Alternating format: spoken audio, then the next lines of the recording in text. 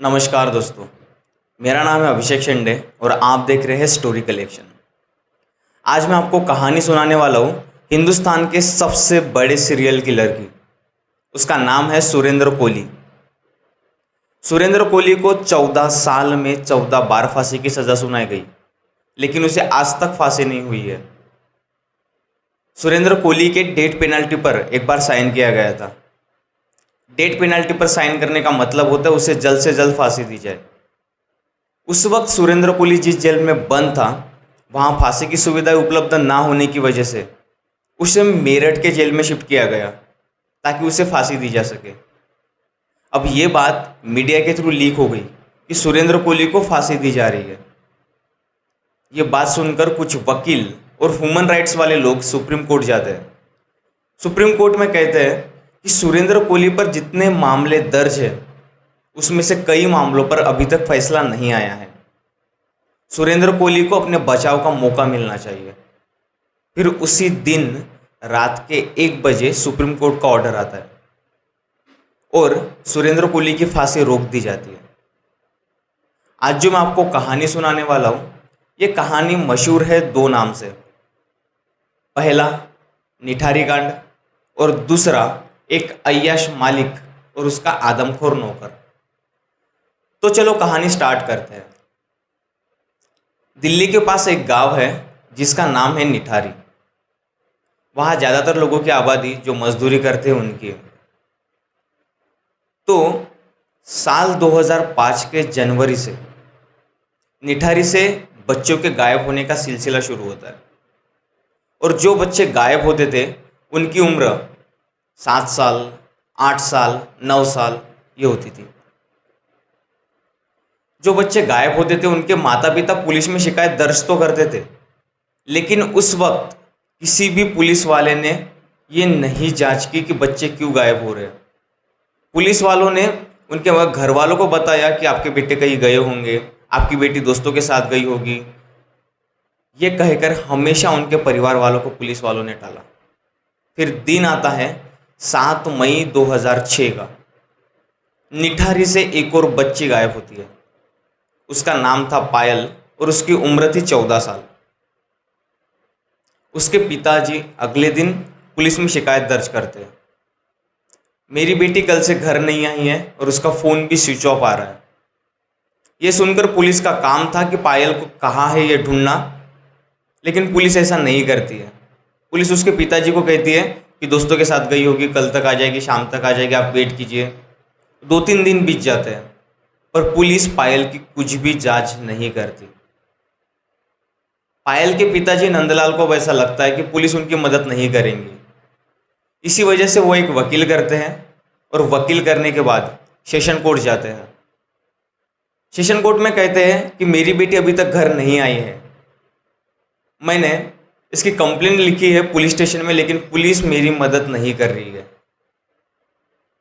तब session court से order आता है कि आप पायल की जांच कीजिए। फिर भी पुलिस पायल की जांच नहीं करती है। अब जो पुलिस का काम था पायल को ढूंढना, अब वो काम उसके पिताजी करते हैं। गांव वालों से पूछते हैं, बस वालों से पूछते हैं, ऑटो वाले से पूछते हैं कि क्या आपने मेरी बेटी को कहीं देखा है। ऐसा करते करते 2-3 दिन बीत जाते हैं। फिर उसके बाद एक ऑटो वाला उन्हें कहता है कि पायल को मैंने D5 कोठी के सामने छोड़ा था। ये सुनकर पायल के पिताजी नंदलाल फिर से पुलिस स्टेशन जाते हैं और कहते हैं कि एक ऑटो वाला कह रहा है कि उसने पायल को D5 कोठी के सामने छोड़ा था। अब ये सुनकर पुलिस का काम था कि उस ऑटो वाले का बयान दर्ज किया जाए, लेकिन पुलिस ऐसा कुछ नहीं करती। उसके बाद नंदलाल फिर से एक बार कोर्ट जाता है। नंदलाल कोर्ट जाता है और कहता है कि एक ऑटो वाला कह रहा है जिसने पायल को D5 कोठी के सामने छोड़ा है। मैंने पुलिस को बताया, फिर भी पुलिस जांच नहीं कर रही है। तब पहली बार कोर्ट से ऑर्डर आता है कि इस मामले पर आप FIR दर्ज कीजिए और इसकी इन्वेस्टिगेशन कीजिए। अब पुलिस की मजबूरी थी इस मामले पर FIR दर्ज करना। इस मामले पर FIR दर्ज करने के बाद D5 कोठी के जो मालिक थे मोनिंदर सिंह पंढेर, वो अब इलाहाबाद हाई कोर्ट जाते हैं और वहाँ कहते हैं कि मुझे फंसाने की साजिश की जा रही है, मुझ पर झूठे आरोप लगाए जा रहे हैं, आप इस एफआईआर को रद्द कीजिए। लेकिन इलाहाबाद हाई कोर्ट कहता है कि आप एफआईआर दर्ज कीजिए और इस मामले की जांच कीजिए। ये इलाहाबाद हाई कोर्ट पुलिस को ऑर्डर देता है। उसके बाद पुलिस इस मामले की जांच क्यों नहीं कर रही थी? उसका रीज़न ये था कि D5 कोठी का जो मालिक था मोनिंदर सिंह पंढेर, उसके पुलिस के साथ अच्छे रिलेशन थे। कई पुलिस वाले उसके घर पे दारू पीने के लिए, पार्टी करने के लिए आते थे। इसी वजह से पुलिस वाले इस मामले की जांच नहीं कर रहे थे। अब निठारी गांव में पता चला पायल अभी तक घर नहीं आई है और पुलिस वालों ने एफआईआर दर्ज की है। अब उसकी वो जांच कर रही है। अब जिनके बच्चे पहले गायब हुए थे उनके घर वालों को एक उम्मीद जगी। उनकी उम्मीद थी कि अब पुलिस हमारे भी बच्चों की मदद करेगी, कहाँ गए हैं उनको ढूंढ कर लाएगी। तो सारे गाँव वाले इकट्ठा होते हैं और नंदलाल के पास आते हैं, हमारे बच्चे गायब है, आप हमारी मदद कीजिए। तब नंदलाल उन्हें कहता है कि आप पुलिस स्टेशन में जाकर एफआईआर दर्ज कीजिए। अब सारे गाँव वालों ने जब एफआईआर दर्ज की तब पुलिस पर प्रेशर बनने लगा इस मामले की जांच करने का। अब पुलिस ने पहली बार मजबूरी में उस ऑटो वाले का बयान दर्ज किया। तब ऑटो वाले ने कहा कि पायल मेरे ऑटो में बैठी, मैंने D5 कोठी के सामने छोड़ा, मैंने पायल से पैसे मांगे तो पायल ने कहा कि आप रुकिए 2 मिनट, मैं कोठी के अंदर जाती हूँ और वहाँ से पैसे ला कर देती हूँ। पायल अंदर जाती है। अब जाहिर है कि ऑटो वालों को पैसे नहीं मिले थे तो वो जाएगा नहीं, वो राह देखता है। 10 मिनट हो जाते हैं, 20 मिनट हो जाते हैं, लेकिन पायल बाहर नहीं आती है। फिर ऑटो वाला खुद उस कोठी के अंदर जाता है, डोरबेल बजाता है, तो वहाँ से पायल बाहर नहीं आती, वहाँ से एक इंसान बाहर आता है और तब ऑटो वाला उसे कहता है कि पायल ने मेरे पैसे नहीं दिए हैं, आप मुझे पैसे दीजिए, मैं चला जाऊँगा। तब जो इंसान बाहर आया था वो कहता है कि यहाँ कोई पायल नहीं आई है और जो लड़की आई थी वो बहुत पहले चली गई। ये सुनने के बाद ऑटो वाला वहाँ से चले जाता है। अब पुलिस फिर वहाँ के निठारी के गांव के लोगों से अभी जांच करती है। तब जांच करने में पता चलता है कि जितने भी बच्चे गायब हुए थे उन सबको आखिरी बार D5 कोठी के सामने देखा गया। अब पुलिस को ऐसा लगता है कि D5 कोठी का कुछ कनेक्शन है और बच्चों के गायब होने का कुछ कनेक्शन है, मतलब बच्चों के गायब होने का और D5 कोठी का कोई कनेक्शन है। तब पुलिस वाले D5 कोठी की कुंडली निकालते हैं। तब पता चलता है कि मोनिंदर सिंह पंढेर ने साल 2000 में ये कोठी खरीदी थी। पहले वो अपने परिवार के साथ रहता था इस कोठी में, फिर उसके बाद उसकी फैमिली पंजाब शिफ्ट हो गई और 2003 में उसने इस कोठी में एक नौकर रखा जिसका नाम है सुरेंद्र कोहली। अब इस कोठी में सुरेंद्र कोहली रहता है और मोनिंदर सिंह पंढेर कभी कभार इस कोठी में आता है। अब ये होने के बाद कुछ दिन बीते और पुलिस को एक डाउट हुआ। मोनिंदर सिंह पंढेर अपनी फैमिली के साथ पंजाब में रहता है और जब भी इस कोठी में आता है वो सिर्फ अकेला आता है, और सिर्फ अकेला ही क्यों आता है, ये पुलिस को सवाल आया। तब उन्होंने जांच की तो पता चला कि मोनिंदर सिंह पंढेर कोठी में सिर्फ अय्याशी करने आता है। वो आता है, कॉल गर्ल्स बुलाता है, रात भर उनके साथ रहता है, अगले दिन चले जाता है। तब पुलिस वालों को शक और बढ़ा। तब उन्होंने फैसला किया कि हम इस कोठी के अंदर जाकर जांच करेंगे। तो पुलिस वाले पहली बार फैसला करते हैं 31 दिसंबर 2006 को कि हम इस कोठी के अंदर जाएंगे। पुलिस वाले इस कोठी के अंदर जाते हैं, इन्वेस्टिगेशन करते हैं, लेकिन पुलिस को कुछ भी नहीं मिलता। हर घर की तलाशी लेते हैं पर उन्हें कुछ भी नहीं मिलता है। जब पुलिस वाले उस कोठी की तलाशी कर रहे थे तब लोगों की भीड़ थी। तब D5 कोठी के पीछे एक नाला है, उस नाले में लोगों को कुछ पॉलीथीन के बैग दिखाई देते हैं।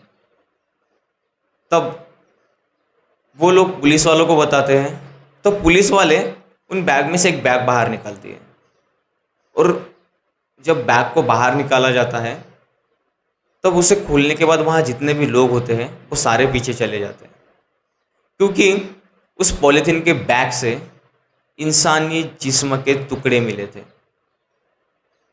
उसके बाद पुलिस वाले सफाई कर्मचारी को बुलाते हैं।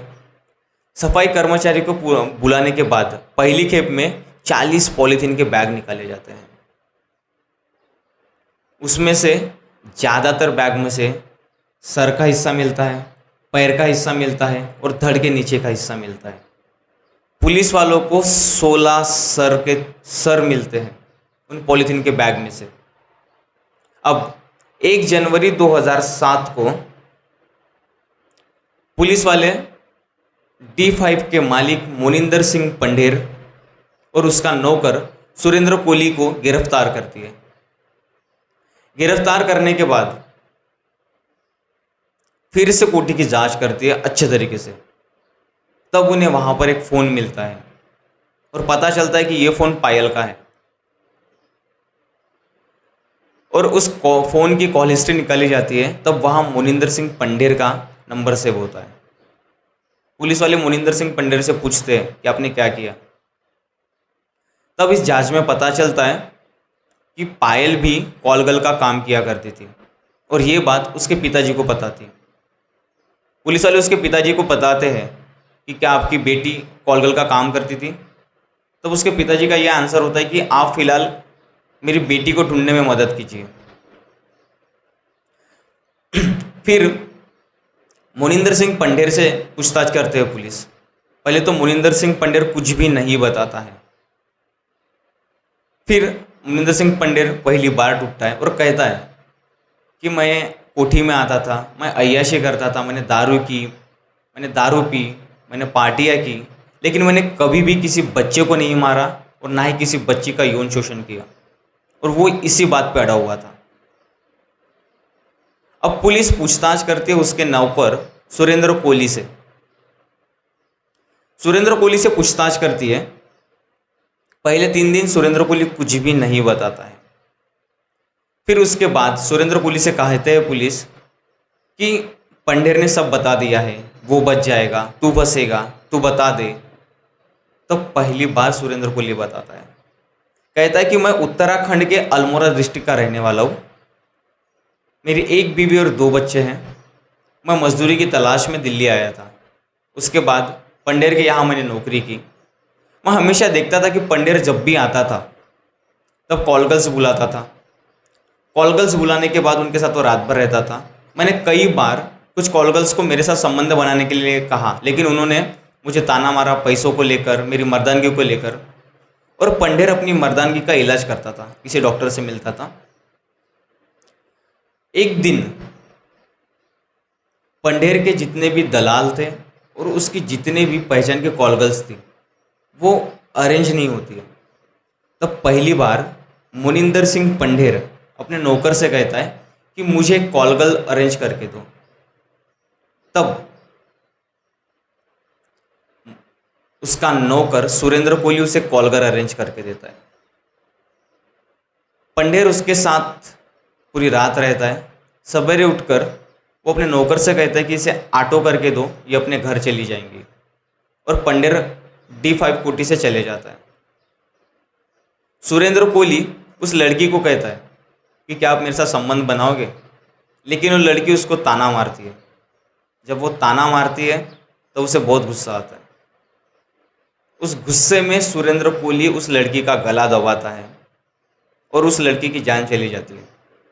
जान चली जाने के बाद वो उसके साथ ज़बरदस्ती करता है। फिर उसको बाथरूम में लेके जाता है। उसके शरीर के 3 टुकड़े करता है, सर का, पैर का और धड़ के नीचे का हिस्सा। ऐसे 3 टुकड़े करने के बाद उसका कुछ मांस काटता है, कुकर में पकाता है, और कुकर में पकाने के बाद उसे वो खाता है। खाने के बाद उसे वो पैक करता है पॉलीथीन्स में, और पॉलीथीन्स में पैक करने के बाद वो नाले के पीछे फेंक देता है। अभी कहानी में आगे बढ़ने से पहले आप सुरेंद्र कोहली का ये वीडियो देखिए। तो मैंने उसी टाइम तुरंत काट करके और इसका मैंने बाजू और ये सीने का एक पीस भी खाया था। अच्छा। हाँ जी, जो मैंने घर में ही मतलब किचन में बनाया था। अब उसको नाले में फेंकने के बाद 8-10 दिन बीत जाते हैं। सुरेंद्र कोहली देखता है कि अभी तक कोई पुलिस वाला उसकी जांच के लिए नहीं आया, कहीं न्यूज़पेपर में ये बात नहीं आई, किसी ने उसकी एफआईआर दर्ज नहीं की। उसका हौसला और बढ़ता है। उसके बाद वो D5 कोठे के सामने खड़ा रहता है और देखता है कोई बच्चे को। तब उसे तब उसे 15 दिन बाद उसका दूसरा शिकार मिलता है। उस बच्चे से कहता है कि बेटा आप टॉफ़ी खाओगे? बच्चा हाँ कहता है। उसे वो टॉफ़ी खिलाता है। टॉफ़ी खिलाने के बाद उसे बोलता है कि आपको और टॉफ़ीज़ खानी है तो आप अंदर आइए। अब ये उसका सिलसिला बनता गया। बच्चों को टॉफ़ी के बहाने कोठे के अंदर बुलाना, अगर लड़की होती उसे मारने के बाद उसके साथ ज़बरदस्ती करना, उनके टुकड़े करना और उस नाले में फेंकना।